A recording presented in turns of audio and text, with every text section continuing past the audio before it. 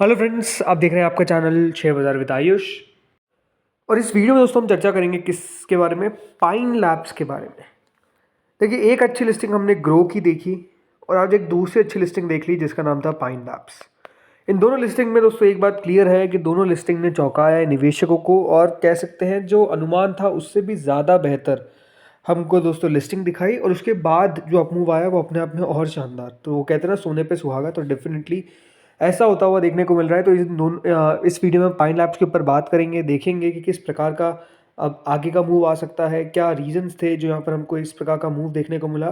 तो आप लोग देखिएगा वीडियो को पूरा ज़रूर, लेकिन उससे पहले अभी तक अगर आपने चैनल को सब्सक्राइब नहीं किया है तो पहले आप लोग ज़रूर चैनल को सब्सक्राइब कर लीजिएगा अगर आपने फर्स्ट टाइम विजिट किया है। तो दोस्तों, पाइन लैब्स, राइट, जैसे मैंने कहा, आज अपने आप में देखिए धमाकेदार लिस्टिंग हमको देखने को मिली। ये बात ध्यान रखिएगा, टोटल जो ये शेयर ऊपर आज बंद हुआ वो 14.03% था। मतलब 14% का टोटल गेन आपको देखने को मिला है आज एक दिन में। तो अगर किसी ने पाइन लैब्स के आईपीओ में अप्लाई करा, ये बात ध्यान रखिए, अपने आप में आईपीओ में अप्लाई करना इज़ क्वाइट रिस्की। तो काफ़ी वो गिने चुने लोग हैं, राइट, काफ़ी कम लोग होंगे जिसने पाइन लैब के आईपीओ में सबसे बड़ी बात तो अप्लाई किया।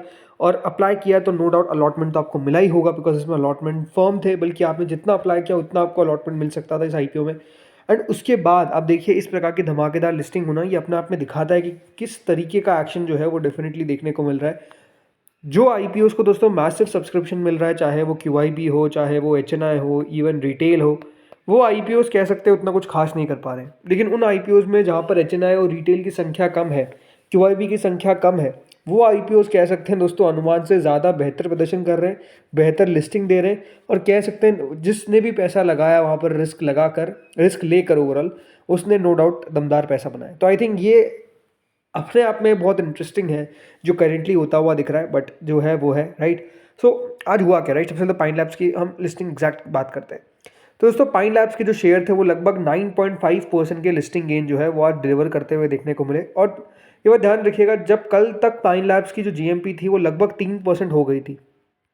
तो ये बात सही है कि आफ्टर क्लोजिंग जो जीएमपी थी वो ऑन अ राइज थी, मतलब उसमें आपको एक बढ़त देखने को मिल रही थी धीरे धीरे धीरे धीरे करके। जब तक आईपीओ खुला था तब तक जीएमपी आप कह सकते हैं बिल्कुल नहीं थी, बल्कि जब आईपीओ जिस दिन बंद होने वाला था उस दिन 0 रुपीज़ हो गई थी। और उसके बाद दोस्तों हुआ क्या, जैसे आईपीओ बंद होता है उसके बाद थोड़ा सा लिस्टिंग मतलब थोड़ा सा जीएमपी बढ़ा, फिर थोड़ा बढ़ा, फिर थोड़ा बढ़ा, लेकिन 2-3% से ऊपर नहीं गया। लेकिन कल के बाद आज जो लिस्टिंग हुई वो सीधा दोस्तों आप देखिए 10% ऊपर होती, यानी ये अनुमान से भी बेहतर, याद रखिएगा, परफॉर्मेंस जो है वो डेफिनेटली करवाता हुआ दिखा है। बल्कि आईपीओ को सब्सक्रिप्शन, जैसा मैंने कहा, अपने आप में बेहद कम था, राइट। आईपीओ, ये बात ध्यान रखिएगा, एचएनआई और रिटेल कैटेगरी में तो आपको सब्सक्राइब भी काफ़ी कम होता हुआ देखने को मिला। मतलब खास बात क्या है इस आईपीओ की कि जो एचएनआई कैटेगरी थी वो तो अंडर सब्सक्राइब थी, राइट। अंडर सब्सक्राइब का मतलब क्या होता है कि दोस्तों जिसने अप्लाई किया सबसे पहली बात तो उसको अलॉटमेंट पूरा मिला है, जितना अप्लाई किया उतना मिला है। मतलब अगर आपने बिग एचएनआई के अंदर मान लीजिए 20 लाख के शेयर्स के लिए भी बिड डाल दी ना, तो आपको 20 लाख के शेयर्स मिले होंगे। किसी ने 1 करोड़ के डाल दिया तो उसको 1 करोड़ भी मिल जाएगा शेयर। तो ये बात ध्यान रखिएगा कि इस प्रकार का अलॉटमेंट था। रिटेल कैटेगरी टोटल जरूर पूरा सब्सक्राइब हुई थी लगभग 1.26 times, but overall application wise वो भी अंडर सब्सक्राइब थी। तो काफ़ी लोग थे जिन्होंने 13-13 लॉट अप्लाई करे, राइट, और उनको 13-13 लॉट का अलॉटमेंट लगा भी। और उन लोगों ने डेफिनेटली आज दमदार पैसा बना लिया, बिकॉज ये, जैसे मैंने कहा, अनुमान से बेहतर लिस्टिंग हो गई। 10%, एक बात ध्यान रखिए, अगर किसी ने 15,000 रुपये लगाए तो 10% 1,500 रुपये होता है, और 2 लाख पे आप देखिए 20,000 रुपये होता है। लेकिन वो तो ठीक था जो आज लिस्टिंग हो गई, वो तो अपने आप में हुई। उसके बाद और बड़ा मूव आया आज दोस्तों, ये जब ओपन होता है 242 पे, उसके बाद हाई लगाता है 284 का, लो ज़रूर लगा 234 का, जहाँ पे कह सकते हैं सेलिंग हमको देखने को मिली शुरुआत में ही होते से। और वहाँ पे जो भी वीक हैंड्स थे या फिर जिन्होंने अप्लाई करा फॉर लिस्टिंग गेन, वो सब निकल गए होंगे ऑलमोस्ट। लेकिन उसके बाद हुआ क्या, जो वीक हैंड्स निकले उसके बाद फिर से दोस्तों एक बाइंग ऐसी लौटी कि वो 284 तक चला गया। ये बात ध्यान रखिएगा, अगर आज ये टच कर देता, मतलब लेवल करीबन 290 का, तो वो सर्किट लिमिट थी, अपर सर्किट था 20% का, वो ज़रूर टच नहीं कर पाया। बट स्टिल बात बताने वाली क्या है कि जो लिस्टिंग गेन है वो स्टिल मोर देन 10% का देखने को मिला, क्लोजिंग पे 14% का देखने को मिला, मतलब 4% और एक्स्ट्रा था आफ्टर लिस्टिंग। तो आई थिंक ये दिखाता है कि अभी उन आईपीओज में जहाँ पर कह सकते हैं वैल्यू नहीं दिख रही है, बट हो सकता है कि वैल्यू छुपी हो और वो एग्जैक्टली पैसा बनाते हुए दिख रहे हैं। आज अपने ग्रो को देखा फिर तेज़ी हो गई, मतलब ग्रो में तो अनएक्सपेक्टेड मूव ही चल रहा है, कोई सोच नहीं सकता कि इस प्रकार का मूव आ सकता है, बट वो लगातार चल रहा है, लगातार तेज़ी में है, लगातार बढ़ते जा रहा है। और ये अपने आप में जैसा मैंने कहा कि ऐसी चीज़ है जो सोची नहीं जा सकती है, लेकिन एग्जैक्टली होता हुआ दिख रहा है, तेज़ी आ रही है, शेयर बढ़ रहा है, लगातार बढ़ रहा है, और ये जैसा मैंने कहा अनुमान से परे है, राइट। थोड़ा सा दोस्तों आपको पाइन लैब्स के बारे में और बताता हूँ। ये बात ध्यान रखिएगा, ये एक टेक्नोलॉजी फर्स्ट कंपनी है और कंपनी का फोकस है डिजिटाइजिंग कॉमर्स इन इंडिया। और कंपनी ऐसा नहीं है कि सिर्फ भारत के अंदर है, कंपनी है Malaysia, Singapore, UAE, Australia, US और अफ्रीका के अंदर। जो इनका कोर बिजनेस है वो क्या है, वो है दोस्तों डिजिटल पेमेंट्स का। कंपनी याद रखिएगा यहाँ पर मर्चेंट्स, कंज्यूमर ब्रांड्स, इंटरप्राइजेज और फाइनेंशियल इंस्टीट्यूशंस के लिए सॉल्यूशंस प्रोवाइड करती है डिजिटल पेमेंट्स, और इशू करती है मतलब वही डिजिटल पेमेंट किस तरीके से हो सकता है, ये सब कंपनी प्रोवाइड करती है। इनका जो कस्टमर बेस है याद रखिएगा वो आता है department store, supermarkets, retail chains, restaurants, grocery outlets, consumer electronics, health care, travel, hospitality, इसके अलावा बैंक्स आ गए जो नए नए हैं, और न्यू एज टेक्नोलॉजी फर्म्स आ गई, राइट। तो वहाँ पे कंपनी याद रखिएगा अपना डिजिटल इंफ्रास्ट्रक्चर और ट्रांजैक्शन प्रोवाइड करती है, राइट। इनके मतलब वही देखिए जैसे इन स्टोर और ऑनलाइन पीओएस सिस्टम होते हैं, UPI, sound box device, right. ये सब चीज़ें जो है वो कंपनी दोस्तों ऑफर करती है। नो डाउट अभी भी मुझे लगता है कि देखिए वैल्यूएशन को लेकर कोई कंपनी ऐसा नहीं है कि बहुत अच्छे वैल्यूएशन पे अपना आईपीओ लेकर आई, या फिर अपने आप में ऐसा लगा कि कंपनी ने बहुत जगह छोड़ी है। बट आई थिंक ये लिस्टिंग ही अपने आप में थोड़ी सी चौंकाने वाली थी, और जैसा मैंने कहा काफ़ी अनएक्सपेक्टेड सी चीज़ें होती हुई देखने को मिल रही है। लिस्टिंग अभी अनएक्सपेक्टेड सी हो रही है। आज आप देखिए चुनाव का रिजल्ट इतना अनएक्सपेक्टेड तो कोई नहीं सोच सकता था कि आता हुआ देखने को मिलेगा।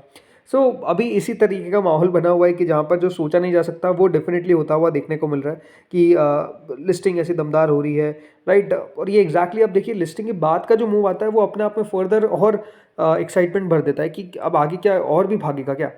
लेकिन अब बातें हैं कि क्या यहाँ से और फर्दर तेज़ी हमको देखने को मिल सकती है। देखिए अच्छी बात क्या है कि आज की जो क्लोजिंग हमको देखने को मिली है, राइट, वो जो क्लोजिंग आई है वो 250 के ऊपर आई, 250.89 याद रखिएगा एग्जैक्ट वो लेवल है जहाँ पर ये शेयर बंद हुआ है।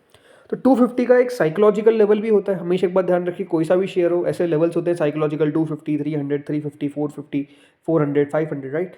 लेकिन हुआ क्या है कि उसके ऊपर बंद हुआ, ये अपने आप में एक अच्छी बात है। बंद होते होते भी अगर आप देखेंगे तो बाय साइड पर ऑर्डर है लगभग 88,000 के। बात क्या है कि देखिए आज 284 का लेवल इसने टच किया, लेकिन वहाँ से अगर आप देखेंगे तो सेलिंग माउंट होती है, तेज़ी वापस से सेलिंग आती है तेज़ी में, और फिर अगर आप देखेंगे नीचे जाकर 250 के भी नीचे एक बार ट्रेड होना चालू कर दी। तो ये बात सही है कि दोस्तों उन लेवल्स के आसपास थोड़ा सा आपको कंसोलिडेशन देखने को मिल सकता है। अगेन आई थिंक वही है कि अभी थोड़ा सा दिन रहेंगे, इसके अंदर आपको ज़्यादा वॉलेटिलिटी देखने को मिलेगी, कल भी उतार चढ़ाव ज़्यादा देखने को मिल सकता है।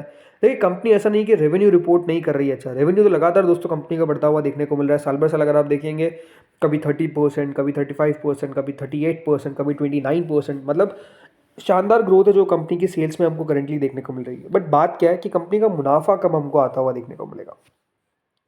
ऑपरेटिंग लेवल पे कंपनी प्रॉफिटेबल है, इसमें कोई डाउट नहीं। कंपनी ने 218 करोड़ के आसपास का प्रॉफिट रिपोर्ट किया इन FY25 ऑपरेटिंग लेवल पे, ये बात ध्यान रखिएगा।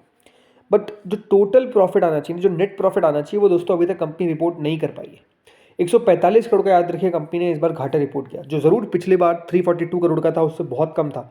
बट उससे पहले 56 करोड़ का ही था, फिर 23 करोड़ का था उससे पहले, 56, मतलब कंपनी के लॉसेज अगर आप देखेंगे तो पहले तो डबल डिजिट में रहते थे, अब तो ट्रिपल डिजिट में रहने लग गए। तो अभी भी दोस्तों कंपनी लगातार लॉस रिपोर्ट कर रही है। जब तक कंपनी प्रॉफिट नहीं रिपोर्ट कर पाएगी तब तक अपने आप में बहुत मुश्किल होता है। प्रॉफिट क्यों नहीं आ पा रहा है? बिकॉज इस कंपनी की इंटरेस्ट और डिप्रिसिएशन कॉस्ट अपने आप में काफ़ी हाई है। इसके कारण हो क्या रहा है, ऑपरेटिंग लेवल पे प्रॉफिटेबल होने के बावजूद भी दोस्तों कंपनी नेट लेवल पर प्रॉफिट नहीं है। नेट लेवल पे कंपनी प्रॉफिट नहीं कर पा रही है, तो वो अपने आप में दोस्तों बाजार देखेगा कि किस तरीके से कंपनी प्रॉफिटेबल हो पाएगी। अभी भी देखिए प्रॉफिट आना बहुत मुश्किल लगता है।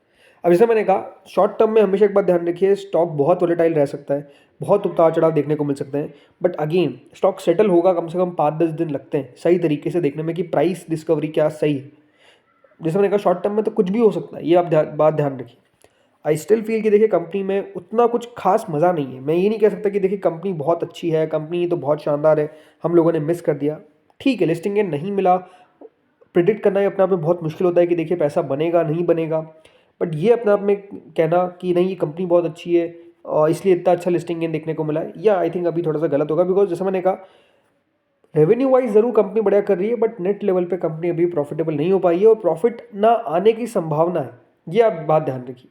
सो वो अपने आप में एक इशू है। कंपनी को लेकर, राइट। अब देखते हैं आगे होता क्या है। जैसे मैंने कहा टेक्निकली ज़्यादा स्टॉक स्ट्रॉन्ग दिखता है, फंडामेंटली बेसिस पे, ये बात क्लियर है। तो दोस्तों इस वीडियो में इतना ही था। होपफुली आपको वीडियो बढ़िया लगा होगा। आप लोग बताइए क्या यहाँ पे कल आप 275 के ऊपर इस शेयर को जाता हुआ देखते हैं या फिर 250 के बिलो, कल यानी मंडे को। तो इस वीडियो में इतना ही था। Thank you friends watching this video.